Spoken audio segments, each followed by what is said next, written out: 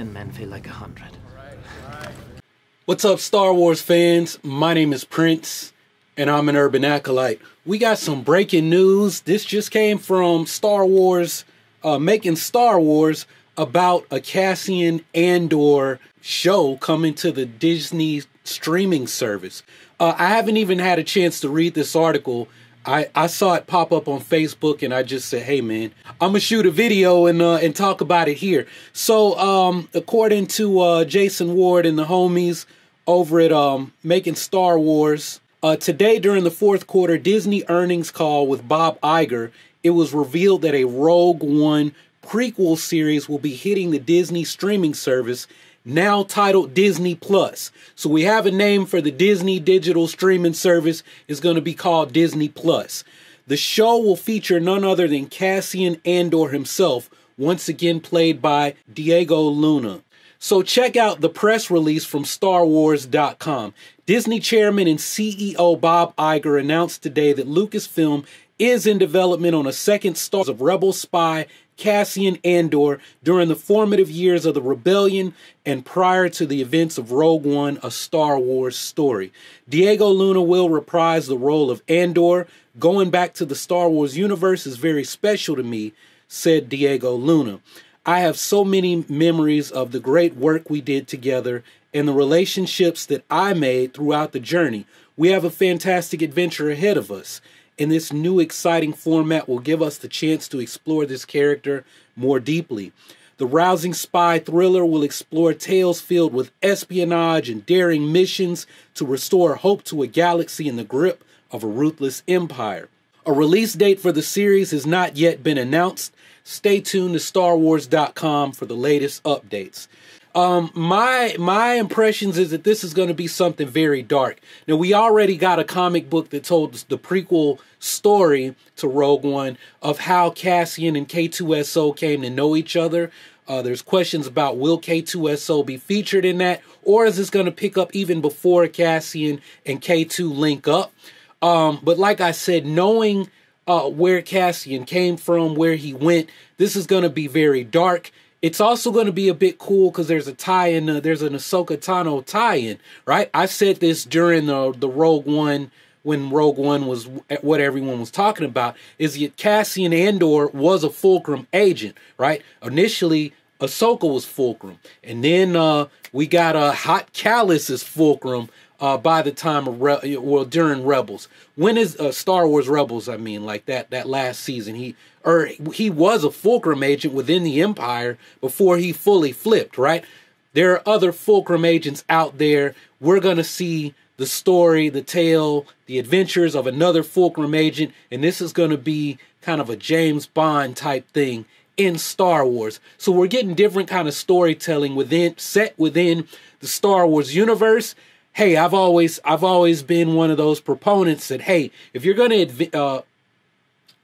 experiment with different ways of telling stories set within the Star Wars universe, make the Disney Plus service, make that your playground where you can do all kinds of stories. Pay fan service to the fans who actually want to watch this stuff, want to see it, and you don't take the big hit in the box office.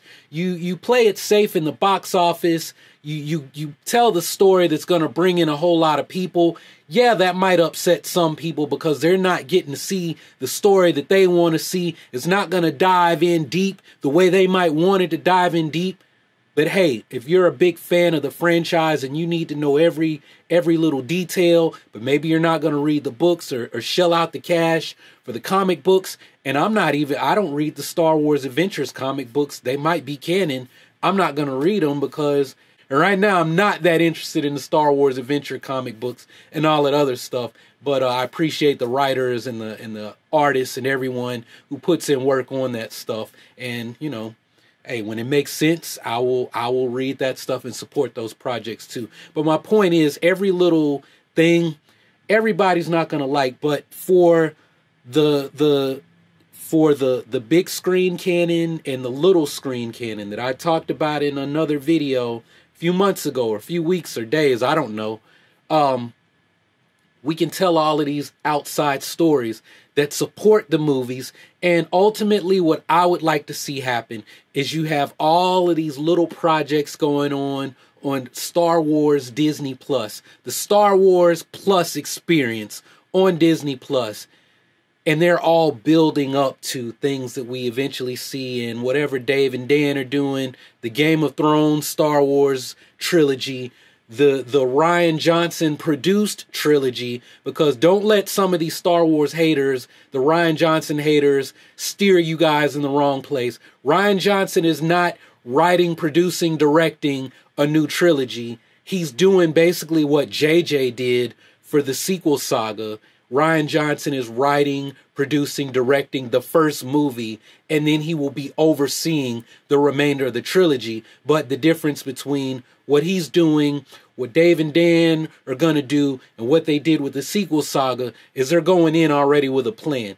This is where we're going. This is the middle. This is how it wraps up. And this is how it's going to play into the bigger story of whatever's going in Star Wars. Versus with the sequel saga, it's basically been a relay race where it's, all right, I'm starting the race. Ryan, you take the baton. And then it was going to be Colin, you take the baton and bring us home.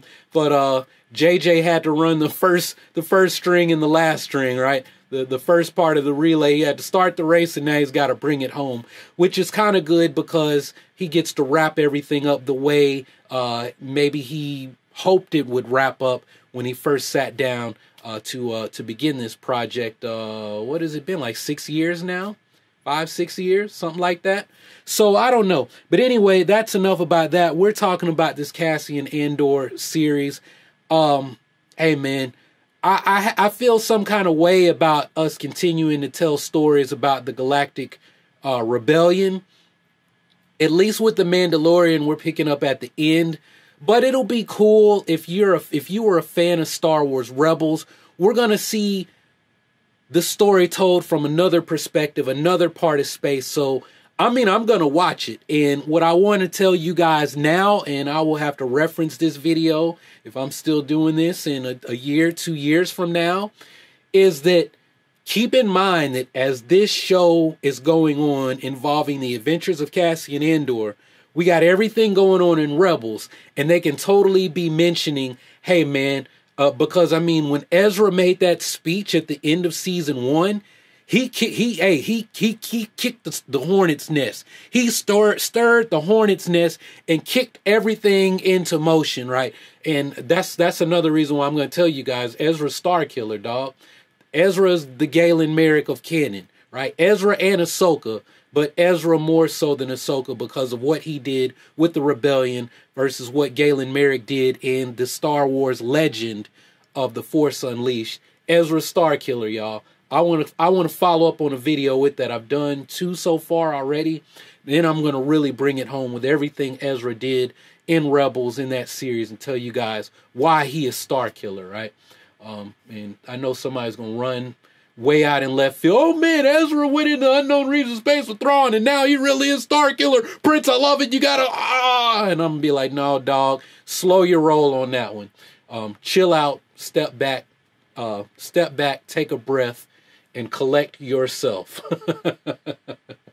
And you might need a towel. But anyway, as everything that happened in Rebels is going on, Cassian Andor is on his adventures, and I totally expect that the Lothal cell of Rebels, Phoenix Squadron, what they did is going to impact what is going on with Cassian Andor, and we may get some references, we may get some nods, and I don't know. The only thing that sucks is we know where this character is going and how things are going to turn out. I feel a certain kind of way about that, but hey, if you're interested in this character and what he might do, then this is going to be something worth checking out. If nothing else, then what more can they do? You know, we got this assassin, this spy, and hey, man, if nothing else, we know that Cassian is going to be dropping some bodies like a mug. So if there's nothing else, let's hope for some great action, some cool scenes, a different kind of stuff, because we've never had a character in the movies like a Cassian Andor. Never. He's not He's not a buffoon like Han Solo. And I'm sorry to you Han Solo fans, but Han Solo is a buffoon. That's all he's ever going to be to me. I love him, but Han is a jack. You finish the rest. A jack of all spades. And one of those spades being the back of a donkey, right? We have never had a character like Cassian Andor, and this is going to be cool, man. This is going to be cool. So, I don't know. I'm excited for this news.